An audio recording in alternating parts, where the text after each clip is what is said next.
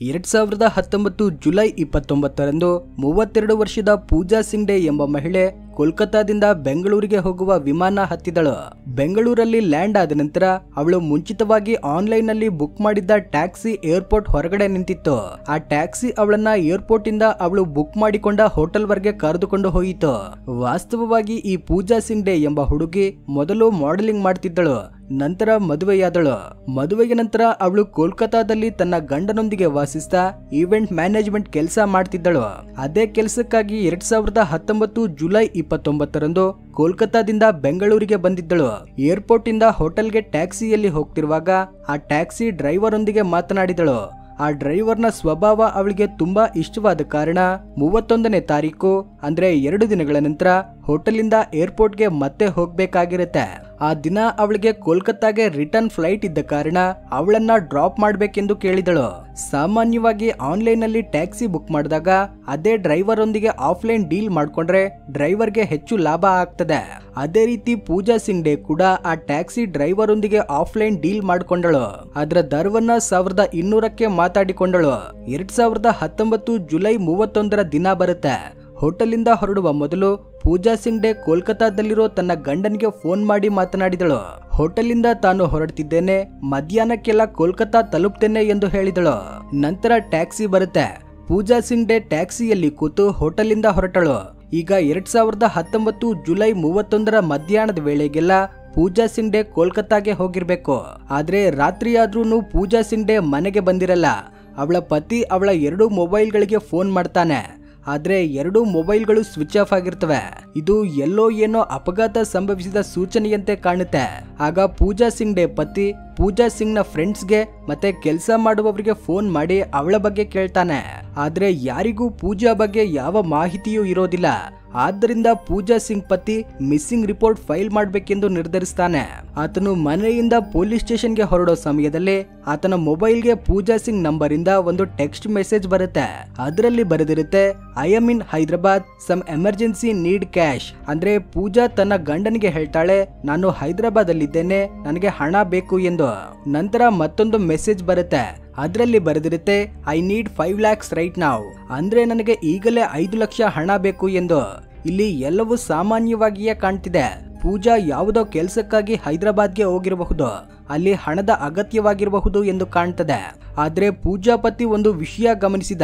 ಅದೇನೆಂದ್ರೆ ಆ ಮೆಸೇಜ್ ಕಳಿಸಿದವರು ಪೂಜಾ ಅಲ್ಲ ಎಂದು.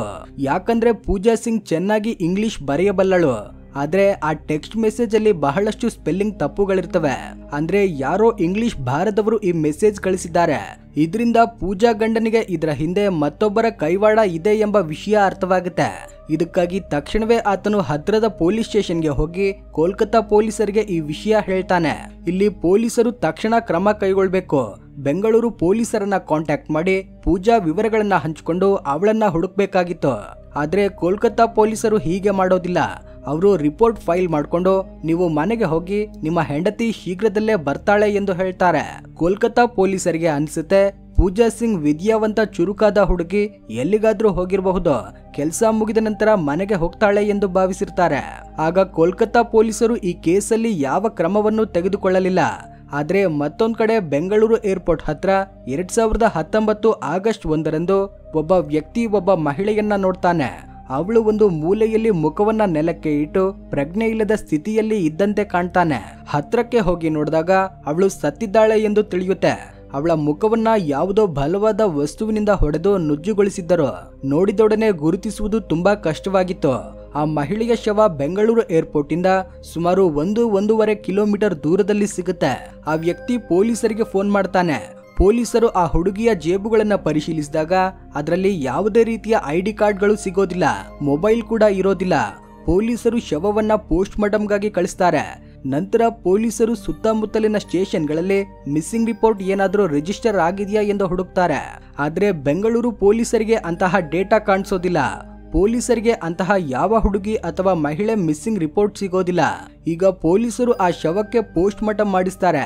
ಪೋಸ್ಟ್ ಮಾರ್ಟಂ ಅಲ್ಲಿ ಗೊತ್ತಾಗುತ್ತೆ ಆ ಸಾವು ಕೊನೆಯ 24 ಅಥವಾ 48 ಗಂಟೆಗಳಲ್ಲಿ ನಡೆದಿದೆ ಎಂದು.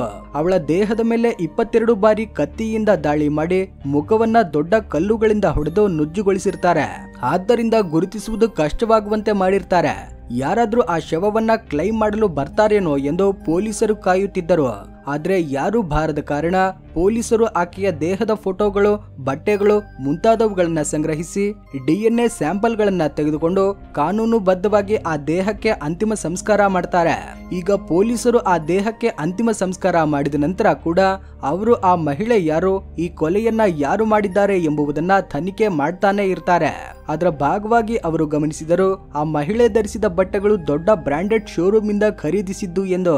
ಆದ್ದರಿಂದ ಆ ಬಟ್ಟೆಗಳ ಸೀರಿಯಲ್ ನಂಬರ್ ಆಧಾರದ ಮೇಲೆ ಪೊಲೀಸರು ಬೆಂಗಳೂರಿನ ಆ ಶೋರೂಮ್ಗೆ ಹೋಗಿ ಆ ಸೀರಿಯಲ್ ನಂಬರ್ ತೋರಿಸಿ ಪರಿಶೀಲಿಸ್ತಾರೆ. ಆದ್ರೆ ಆ ಬಟ್ಟೆಗಳನ್ನ ಬೆಂಗಳೂರಲ್ಲಿ ಖರೀದಿಸಿರೋದಿಲ್ಲ, ಅವು ಕೋಲ್ಕತ್ತಾದಿಂದ ಖರೀದಿಸಲಾಗಿದೆ ಎಂದು ತಿಳಿಯುತ್ತೆ. ಕೋಲ್ಕತ್ತಾದ ಆ ಶೋರೂಮ್ ವಿಳಾಸ ತೆಗೆದುಕೊಂಡು ಬೆಂಗಳೂರು ಪೊಲೀಸರು ಕೋಲ್ಕತ್ತಾ ತಲುಪಿದರು. ಹುಡುಕಾಟಕ್ಕಾಗಿ ಪೊಲೀಸರು ಅದೇ ಬ್ರ್ಯಾಂಡ್ ಶೋರೂಮ್ಗೆ ಹೋದರು. ಆ ಸೀರಿಯಲ್ ನಂಬರ್ ಮ್ಯಾಚ್ ಮಾಡಿ ನೋಡಿದರು. ಆಗ ತಿಳಿಯುತ್ತೆ ಆ ಡ್ರೆಸ್ ಅನ್ನ ಒಬ್ಬ ಮಹಿಳೆ ಖರೀದಿಸಿದ್ದಾಳೆ ಎಂದು. ಅಲ್ಲಿಂದ ಪೊಲೀಸರು ಆ ಮಹಿಳೆಯ ವಿವರಗಳನ್ನ ತೆಗೆದುಕೊಳ್ತಾರೆ. ನಂತರ ಪೊಲೀಸರು ಆ ಶೋರೂಮ್ ಸುತ್ತಮುತ್ತಲಿನ ಎಲ್ಲಾ ಪೊಲೀಸ್ ಸ್ಟೇಷನ್ಗಳಲ್ಲಿನ ಮಿಸ್ಸಿಂಗ್ ರಿಪೋರ್ಟ್ಗಳನ್ನ ಪರಿಶೀಲಿಸ್ತಾರೆ. ಅಲ್ಲಿ ಕೆಲವು ದಿನಗಳ ಹಿಂದೆ ಮಾಡಿದ ಮಿಸ್ಸಿಂಗ್ ರಿಪೋರ್ಟ್ಗಳು ಸಿಗ್ತವೆ. ಅವುಗಳಲ್ಲಿ ಒಂದು ಪೂಜಾ ಸಿಂಗ್ಡೆ ಪತಿ ಫೈಲ್ ಮಾಡಿದ್ದು ಇರುತ್ತೆ. ಈಗ ಆ ಮಿಸ್ಸಿಂಗ್ ರಿಪೋರ್ಟ್ ಡೇಟಾ ಆಧಾರದ ಮೇಲೆ ಶೋರೂಮ್ ಇಂದ ಬಂದ ವಿವರಗಳನ್ನ ಟ್ಯಾಲಿ ಮಾಡಿ ಪೊಲೀಸರು ಪೂಜಾ ಸಿಂಗ್ಡೆ ಕುಟುಂಬವನ್ನ ಸಂಪರ್ಕಿಸ್ತಾರೆ. ಆ ಡೆಡ್ ಬಾಡಿ ಫೋಟೋಗಳು, ಅವಳ ಬಟ್ಟೆಗಳ ಫೋಟೋಗಳನ್ನ ಪೂಜಾ ಸಿಂಗ್ಡೆ ಪತಿ ಮತ್ತೆ ಕುಟುಂಬ ಸದಸ್ಯರಿಗೆ ತೋರಿಸ್ತಾರೆ. ಅವರು ತಕ್ಷಣ ಅವಳನ್ನ ಗುರುತಿಸ್ತಾರೆ. ಮತ್ತೆ ಅದು ಪೂಜಾ ಸಿಂಗ್ಡೆ ಎಂದು ದೃಢಪಡಿಸ್ತಾರೆ. ಅಂದ್ರೆ ಕೋಲ್ಕತ್ತಾ ಪೊಲೀಸರು ಸಮಯಕ್ಕೆ ಕ್ರಮ ತೆಗೆದುಕೊಂಡು ಬೆಂಗಳೂರು ಪೊಲೀಸರೊಂದಿಗೆ ಸಂಪರ್ಕಿಸಿದ್ದರೆ ಈ ವಿಷಯ ಮುಂಚೆಯೇ ತಿಳಿಯುತ್ತಿತ್ತು. ಆದ್ರೆ ಬೆಂಗಳೂರು ಪೊಲೀಸರ ಈ ಕ್ರಮದಿಂದಲೇ ಶವದ ಗುರುತಿಸುವಿಕೆ ಸಾಧ್ಯವಾಯಿತು. ಈಗ ಪೂಜಾ ಸಿಂಗ್ಡೆ ಪತಿ ಪೊಲೀಸರಿಗೆ ಕೆಲವು ವಿವರಗಳನ್ನ ಹೇಳ್ತಾನೆ. ಪೂಜಾ 2019 ಜುಲೈ 29ರಂದು ಕೋಲ್ಕತ್ತಾದಿಂದ ಬೆಂಗಳೂರಿಗೆ ಹೋಗಿರ್ತಾಳೆ. ನಂತರ 31ನೇ ತಾರೀಕು ಹಿಂತಿರುಗಬೇಕಿತ್ತು. ಆದ್ರೆ ಅವಳು ಹಿಂತಿರುಗಿರೋದಿಲ್ಲ. ಇದನ್ನ ಆಧಾರವಾಗಿಟ್ಕೊಂಡು ಬೆಂಗಳೂರು ಪೊಲೀಸರು ಮತ್ತೆ ಬೆಂಗಳೂರಿಗೆ ಬರ್ತಾರೆ. ಮೊದಲು ಅವರು ಏರ್ಪೋರ್ಟ್ CCTV ಫುಟೇಜ್ ಪರಿಶೀಲಿಸ್ತಾರೆ. ಅಲ್ಲಿ 29ನೇ ತಾರೀಕು ಪೂಜಾ ಸಿಂಗ್ಡೆ ಏರ್ಪೋರ್ಟ್ ಇಂದ ಹೊರಗೆ ಬರ್ತಿರುವುದು ಕಾಣ್ತದೆ. ಅವಳು ಒಂದು ಟ್ಯಾಕ್ಸಿಯಲ್ಲಿ ಕೂತು ಹೋಗಿರ್ತಾಳೆ. ಆ ಟ್ಯಾಕ್ಸಿಯನ್ನ ಅವಳು ಆನ್ಲೈನ್ ನಲ್ಲಿ ಬುಕ್ ಮಾಡ್ಕೊಂಡಿರ್ತಾಳೆ. ಈಗ CCTV ಕ್ಯಾಮೆರಾದಲ್ಲಿ ಆ ಟ್ಯಾಕ್ಸಿ ನಂಬರ್ ಕಾಣಿಸುತ್ತೆ. ಆ ನಂಬರ್ ಆಧಾರದ ಮೇಲೆ ಮತ್ತೆ ಪೂಜಾ ಸಿಂಗ್ಡೆ ಮೊಬೈಲ್ ಡೇಟಾ ಆಧಾರದ ಮೇಲೆ ಪೊಲೀಸರಿಗೆ ಗೊತ್ತಾಗುತ್ತೆ ಆ ಹುಡುಗಿ ಆನ್ಲೈನ್ ಅಲ್ಲಿ ಓಲಾ ಟ್ಯಾಕ್ಸಿ ಬುಕ್ ಮಾಡ್ಕೊಂಡಿದ್ದಾಳೆ ಎಂದು. ತಕ್ಷಣ ಪೊಲೀಸರು ಡ್ರೈವರ್ ವಿವರಗಳನ್ನ ತೆಗೆದುಕೊಳ್ತಾರೆ. ಆಗ ಒಂದು ಶಾಕಿಂಗ್ ವಿಷಯ ಬಯಲಾಗುತ್ತೆ. ಅದೇನೆಂದ್ರೆ ಆ ಟ್ಯಾಕ್ಸಿ ಡ್ರೈವರ್ ಪೂಜಾ ಸಿಂಗ್ ಬುಕ್ ಮಾಡಿಕೊಂಡ ನಂತರದಿಂದ ಇನ್ನೊಂದು ಬುಕ್ಕಿಂಗ್ ತೆಗೆದುಕೊಂಡಿರೋದಿಲ್ಲ. ಅಂದ್ರೆ ಆ ದಿನದ ನಂತರದಿಂದ ಅವನು ತನ್ನ ಕಾರನ್ನ ಬುಕ್ಕಿಂಗ್ ಆಗಿ ಬಳಸಿರೋದಿಲ್ಲ. ಆದ್ದರಿಂದ ಪೊಲೀಸರಿಗೆ ಅನುಮಾನ ಬರುತ್ತೆ ಪೂಜಾ ಸಿಂಗ್ ಕೊಲೆಯ ಹಿಂದೆ ಈ ಟ್ಯಾಕ್ಸಿ ಡ್ರೈವರ್ ಇರಬಹುದು ಎಂದು. ಪೊಲೀಸರು ಅವನ ಮೊಬೈಲ್ ಟ್ರ್ಯಾಕ್ ಮಾಡಿ ತಕ್ಷಣ ಆ ಡ್ರೈವರ್ ಅನ್ನ ಬಂಧಿಸ್ತಾರೆ. ಅವನ ಹೆಸರು HM ನಾಗೇಶ್, ವಯಸ್ಸು ಸುಮಾರು 25ರಿಂದ 26 ವರ್ಷ ಇರುತ್ತೆ. ಪೊಲೀಸರು ಅವನನ್ನ ಬಂಧಿಸಿ ಪೂಜಾ ಸಿಂಗ್ಡೆ ಬಗ್ಗೆ ಕೇಳ್ತಾರೆ. ಆಗ ಅವನು 29ನೇ ತಾರೀಕು ಏರ್ಪೋರ್ಟ್ ಇಂದ ಪೂಜಾಳನ್ನ ಪಿಕಪ್ ಮಾಡಿ ಹೋಟೆಲ್ಗೆ ಕರೆದೊಯ್ದೆ. ನಂತರ ಪೂಜಾ ಸಿಂಗ್ಡೆ ಎಲ್ಲಿಗೆ ಹೋದಳೋ ತನಗೆ ಗೊತ್ತಿಲ್ಲ ಎಂದು ಹೇಳ್ತಾನೆ. ಇಲ್ಲಿಯವರೆಗೆ ಡ್ರೈವರ್ ಹೇಳಿದ ವಿಷಯಗಳು ಸರಿಯಾಗಿಯೇ ಕಾಣ್ತವೆ. ಆದ್ರೆ ಪೊಲೀಸರು ಪೂಜಾ ಸಿಂಗ್ ಸ್ಟೇ ಮಾಡಿದ್ದ ಹೋಟೆಲ್ಗೆ ಹೋಗಿ ಅಲ್ಲಿ CCTV ಕ್ಯಾಮೆರಾಗಳನ್ನ ಪರಿಶೀಲಿಸ್ತಾರೆ. ಅದರಲ್ಲಿ ಗೊತ್ತಾಗುತ್ತೆ 2019 ಜುಲೈ 31ರ ಬೆಳಗ್ಗೆ ಅವಳು ಹೋಟೆಲಿಂದ ಹೊರಗಡೆ ಬಂದು ಅದೇ ಟ್ಯಾಕ್ಸಿಯಲ್ಲಿ ಮತ್ತೆ ಏರ್ಪೋರ್ಟ್ಗೆ ಹೋಗಿರ್ತಾಳೆ ಎಂದು. ಆದ್ರೆ ಆ ಡ್ರೈವರ್ ಈ ವಿಷಯವನ್ನ ಮುಚ್ಚಿಟ್ಟಿರ್ತಾನೆ. 31ನೇ ತಾರೀಕು ಆ ಡ್ರೈವರ್ ಪೂಜಾಳನ್ನ ರಿಟರ್ನ್ ಪಿಕಪ್ ಮಾಡ್ಕೊಂಡಿರ್ತಾನೆ. ಇಲ್ಲೇ ಪೊಲೀಸರಿಗೆ ಅನುಮಾನ ಬರುತ್ತೆ. ಪೊಲೀಸರು ಆ ಡ್ರೈವರ್ ಅನ್ನ ತಮ್ಮ ಸ್ಟೈಲಲ್ಲಿ ವಿಚಾರಣೆ ಮಾಡ್ತಾರೆ. ಆಗ ನಿಜ ಪೂರ್ತಿಯಾಗಿ ಬಯಲಾಗುತ್ತೆ. ಈ HM ನಾಗೇಶ್ ಎಂಬ ಟ್ಯಾಕ್ಸಿ ಡ್ರೈವರ್ ಪೊಲೀಸರಿಗೆ ಹೇಳ್ತಾನೆ 2019 ಜುಲೈ 29ರಂದು ಅವನಿಗೆ ಆನ್ಲೈನ್ ಬುಕ್ಕಿಂಗ್ ಬಂದಿತ್ತು ಎಂದು. ಅದರಲ್ಲಿ ಪೂಜಾ ಸಿಂಗ್ಡೆಯನ್ನ ಟ್ಯಾಕ್ಸಿಯಲ್ಲಿ ಏರ್ಪೋರ್ಟ್ ಇಂದ ಹೋಟೆಲ್ ರೂಮ್ ವರೆಗೆ ಕರೆದುಕೊಂಡು ಹೋಗ್ಬೇಕಿತ್ತು. ಆ ಟೈಮಲ್ಲಿ ಅವನು ಗಮನಿಸಿದ ಪೂಜಾ ಬಳಿ 2 ಮೊಬೈಲ್ಗಳಿರ್ತವೆ. ಒಂದು ಆಪಲ್ ಮೊಬೈಲ್, ಮತ್ತೊಂದು ಸ್ಯಾಮ್ಸಂಗ್ ಮೊಬೈಲ್. ಹಾಗೇನೆ ಅವಳು ಕಾಸ್ಟ್ಲಿ ಬಟ್ಟೆಗಳನ್ನ ಧರಿಸಿರ್ತಾಳೆ. ಅವಳು ಫೋನಲ್ಲಿ ಯಾರೊಂದಿಗೋ ಮಾತನಾಡ್ತಿರ್ತಾಳೆ. ಇಷ್ಟೆಲ್ಲಾ ವಿಷಯಗಳನ್ನ ನೋಡಿ HM ನಾಗೇಶ್ ಈ ಮಹಿಳೆ ತುಂಬಾ ಶ್ರೀಮಂತಳಾಗಿರಬಹುದು. ಅವಳ ಬಳಿ ಪರ್ಸ್ ಕೂಡ ಇದೆ. ಆ ಪರ್ಸ್ ಅಲ್ಲಿ ಬಹಳಷ್ಟು ಹಣ ಇರಬಹುದು.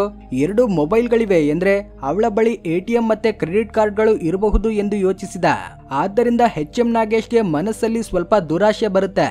ಅದೇ ಟೈಮಲ್ಲಿ ಪೂಜಾ ಡೇ ಹೇಳಿದಳು 31ನೇ ತಾರೀಕು ಅವಳಿಗೆ ಮತ್ತೆ ಹೋಟೆಲಿಂದ ಏರ್ಪೋರ್ಟ್ಗೆ ಬರಬೇಕು. ಅದಕ್ಕಾಗಿ ನಾಗೇಶ್ ಬಂದು ಅವಳನ್ನ ಕರೆದುಕೊಂಡು ಹೋಗ್ಬೇಕು. ಅವಳು ಬುಕ್ಕಿಂಗ್ ಆನ್ಲೈನ್ ಮಾಡದೆ ಹಣವನ್ನ ಆಫ್ಲೈನ್ ಅಲ್ಲೇ ಪೇ ಮಾಡ್ತಾಳೆ. ಆಗ ಎಚ್.ಎಂ. ನಾಗೇಶ್ ಮನಸ್ಸಿಗೆ ಒಂದು ಯೋಚನೆ ಬರುತ್ತೆ. ಯಾಕಂದ್ರೆ ಈ ಬುಕಿಂಗ್ ಆನ್ಲೈನ್ ಅಲ್ಲಿ ಮಾಡಿಲ್ಲವಾದ್ರಿಂದ ಹಿಂತಿರುಗಿದ್ದಾಳೆ ಎಂದು ಹೇಳಲು ಯಾವ ರೆಕಾರ್ಡ್ ಇರೋದಿಲ್ಲ. ಇಲ್ಲಿಯೇ ಎಚ್.ಎಂ. ನಾಗೇಶ್ ಪೂಜಾ ಸಿಂಗ್ಳನ್ನ ದೋಚಲು ಯೋಜನೆ ಮಾಡ್ತಾನೆ. 2019 ಜುಲೈ 31ರಂದು ಪೂಜಾ ಸಿಂಗ್ಳನ್ನ ತನ್ನ ಟ್ಯಾಕ್ಸಿಯಲ್ಲಿ ಕೂಡಿಸಿಕೊಳ್ತಾನೆ. ಆದ್ರೆ ಈ ಬಾರಿ ಅವನು ಮೊದಲೇ ಕಾರಲ್ಲಿ ಒಂದು ಕತ್ತಿ ಕೂಡ ಇಟ್ಕೊಂಡಿರ್ತಾನೆ. ಸ್ವಲ್ಪ ದೂರ ಹೋದ ನಂತರ ಪೂಜಾಳನ್ನ ಒಂಟಿಯಾಗಿರುವ ಸ್ಥಳಕ್ಕೆ ಕರೆದೊಯ್ದು ಕತ್ತಿ ಇಟ್ಟು ದೋಚಲು ಪ್ರಯತ್ನಿಸ್ತಾನೆ. ಅವಳ 2 ಮೊಬೈಲ್ಗಳು, ಕ್ರೆಡಿಟ್ ಕಾರ್ಡ್ಗಳು ಮತ್ತೆ ಎಟಿಎಂ ಕಾರ್ಡ್ಗಳನ್ನ ತೆಗೆದುಕೊಳ್ತಾನೆ. ಅವಳ ಪರ್ಸ್ ಅಲ್ಲಿ ಬಹಳ ಹಣ ಇರುತ್ತೆ ಎಂದುಕೊಂಡಿರ್ತಾನೆ. ಆದ್ರೆ ಎಚ್.ಎಂ. ನಾಗೇಶ್ಗೆ ಯಾವ ಹಣನೂ ಸಿಗೋದಿಲ್ಲ. ಯಾಕಂದ್ರೆ ಪೂಜಾ ಸಿಂಗ್ ಬಳಿ ಕೇವಲ 500 ರೂಪಾಯಿ ಮಾತ್ರ ಇರುತ್ತೆ. ಆ 500ರನ್ನ ಎಚ್.ಎಂ. ನಾಗೇಶ್ ನೋಡಿದಾಗ ಅವನಿಗೆ ಕೋಪ ಬರುತ್ತೆ. ಯಾಕಂದ್ರೆ ಈ ಕಳ್ಳತನದಲ್ಲಿ ಅವನಿಗೆ ಲಕ್ಷಾಂತರ ರೂಪಾಯಿಗಳು ಬರ್ತವೆ ಎಂದು ಆಸೆ ಇಟ್ಕೊಂಡಿರ್ತಾನೆ. ಅದಕ್ಕಾಗಿ ಅವನು ಪೂಜಾ ಸಿಂಗ್ ಮೇಲೆ ದಾಳಿ ಮಾಡಲು ಶುರು ಮಾಡ್ತಾನೆ. ಪೂಜಾ ತನ್ನನ್ನು ತಾನು ರಕ್ಷಿಸಿಕೊಳ್ಳಲು ಪ್ರಯತ್ನಿಸ್ತಾಳೆ. ನಾನು ಪೊಲೀಸರಿಗೆ ರಿಪೋರ್ಟ್ ಮಾಡ್ತೇನೆ, ನೀನು ಜೈಲಿಗೆ ಹೋಗ್ತೀಯಾ ಎಂದು ಹೇಳ್ತಾಳೆ. ಅದೇ ಕಾರಣಕ್ಕಾಗಿ ಎಚ್.ಎಂ. ನಾಗೇಶ್ ಹೆದರಿ ಪೂಜಾ ಸಿಂಗ್ಳನ್ನ ಕೊಲ್ಲಲು ಯೋಜನೆ ಮಾಡ್ಕೊಳ್ತಾನೆ. ಸುಮಾರು 22 ಬಾರಿ ಕತ್ತಿಯಿಂದ ಅವಳ ಮೇಲೆ ದಾಳಿ ಮಾಡ್ತಾನೆ. ದಾಳಿಯ ನಂತರ ಅವಳನ್ನ ಏರ್ಪೋರ್ಟ್ ಇಂದ 1.5 ಕಿಲೋಮೀಟರ್ ದೂರದಲ್ಲಿರುವ ನಿರ್ಜನ ಸ್ಥಳಕ್ಕೆ ಕರೆದೊಯ್ತಾನೆ. ಅಲ್ಲಿ ದೊಡ್ಡ ಬಂಡೆಯಿಂದ ಅವಳ ಮುಖದ ಮೇಲೆ ಹೊಡೆದು ಮುಖವನ್ನ ನುಜ್ಜುಗೊಳಿಸಿ ಅವಳ ಮುಖವನ್ನ ಗುರುತಿಸಲಾಗದಂತೆ ಪೂರ್ತಿಯಾಗಿ ಹಾಳು ಮಾಡ್ತಾನೆ. ನಂತರ ಅವಳ 2 ಮೊಬೈಲ್ಗಳನ್ನ ತೆಗೆದುಕೊಳ್ತಾನೆ. ಅವಳ ಎಟಿಎಂ ಕಾರ್ಡ್ ಮತ್ತೆ ಕ್ರೆಡಿಟ್ ಕಾರ್ಡ್ ಗಳನ್ನ ತೆಗೆದುಕೊಳ್ತಾನೆ. ನಂತರ ಪೂಜಾ ಗಂಡನಿಗೆ ಮೆಸೇಜ್ ಕಳಿಸಿ, ನಾನು ಹೈದರಾಬಾದ್ ಅಲ್ಲಿದ್ದೇನೆ, ನನಗೆ 5 ಲಕ್ಷ ಬೇಕು ಎಂದು ಮೆಸೇಜ್ ಮಾಡ್ತಾನೆ. ಅವನು ಅವಳ ಗಂಡ ಅಕೌಂಟ್ಗೆ ಹಣ ಕಳಿಸಿದ್ರೆ ಅದನ್ನ ಎಟಿಎಂ ಇಂದ ತೆಗೆದುಕೊಳ್ಳಬಹುದು ಎಂದು ಅಂದುಕೊಂಡಿರ್ತಾನೆ. ಯಾಕಂದ್ರೆ ಪೂಜಾ ಸಿಂಗ್ ಎಟಿಎಂ ಅಲ್ಲಿ ಹೆಚ್ಚು ಹಣ ಇರಲ್ಲ. ಆದ್ದರಿಂದ ದುರಾಸೆಯಿಂದ ಎಚ್.ಎಂ. ನಾಗೇಶ್ ಪೂಜಾ ಸಿಂಗ್ಳನ್ನ ಕೊಂದು ಹಾಕಿರ್ತಾನೆ. ಅವಳ ಶವವನ್ನ ಏರ್ಪೋರ್ಟ್ಗೆ 1 ಕಿಲೋಮೀಟರ್ ದೂರದಲ್ಲಿ ಬಿಟ್ಟು ಓಡಿ ಹೋಗಿರ್ತಾನೆ. ನಂತರ ಅವನು ಯಾವ ಬುಕ್ಕಿಂಗ್ ಕೂಡ ತೆಗೆದುಕೊಂಡಿರಲ್ಲ. ಈ ಕೇಸ್ನಲ್ಲಿ ನಿಜವಾಗ್ಲೂ ಬೆಂಗಳೂರು ಪೊಲೀಸರನ್ನ ಮೆಚ್ಚಿಕೊಳ್ಬೇಕು. ಯಾಕಂದ್ರೆ ಅವರಿಗೆ ಒಂದು ಅಜ್ಞಾತ ಶವ ಸಿಕ್ಕಿರುತ್ತೆ. ಆ ವ್ಯಕ್ತಿ ಯಾರು ಎಂದು ಗುರುತಿಸಲಾಗಲಿಲ್ಲ. ಆದರೂ ಬೆಂಗಳೂರು ಪೊಲೀಸರು ಬಹಳ ಕಷ್ಟಪಟ್ಟು ಈ ಕೇಸ್ ತನಿಖೆ ಮಾಡಿ ಬಟ್ಟೆಗಳ ಆಧಾರದ ಮೇಲೆ ಮೊದಲು ಶವವನ್ನ ಗುರುತಿಸಿದರು. ನಂತರ ಅಪರಾಧಿಯನ್ನ ಹಿಡಿದರು. ಪ್ರತಿ ಪೊಲೀಸ್ ಹೀಗೇನೆ ಪೂರ್ಣ ಶ್ರದ್ಧೆಯಿಂದ ಕೆಲಸ ಮಾಡಿದ್ರೆ ಅಪರಾಧಗಳ ದರ ಬಹಳ ಕಡಿಮೆಯಾಗ್ತದೆ. ಆದ್ರೆ ಹೆಚ್ಚಿನ ಪೊಲೀಸರು ಹೀಗೆ ಮಾಡೋದಿಲ್ಲ. ಅವರು ಮೊದಲು ಕ್ರೈಮ್ ಆಗೋವರೆಗೂ ಕಾಯ್ತಾರೆ, ನಂತರ ತನಿಖೆ ಶುರು ಮಾಡ್ತಾರೆ. ಈ ವಿಡಿಯೋನ ಇಲ್ಲಿವರೆಗೂ ನೋಡಿದ್ರೆ ಈ ಘಟನೆ ಬಗ್ಗೆ ನಿಮ್ಮ ಅಭಿಪ್ರಾಯವನ್ನ ಕಮೆಂಟ್ ಮುಖಾಂತರ ಹಂಚಿಕೊಳ್ಳಿ. ಈ ವಿಡಿಯೋ ಇಷ್ಟವಾಗಿದ್ರೆ ಲೈಕ್ ಮಾಡಿ, ಶೇರ್ ಮಾಡಿ, ನಮ್ಮ ಚಾನೆಲ್ಗೆ ಸಬ್ಸ್ಕ್ರೈಬ್ ಮಾಡ್ಕೊಳ್ಳಿ. Thanks for watching.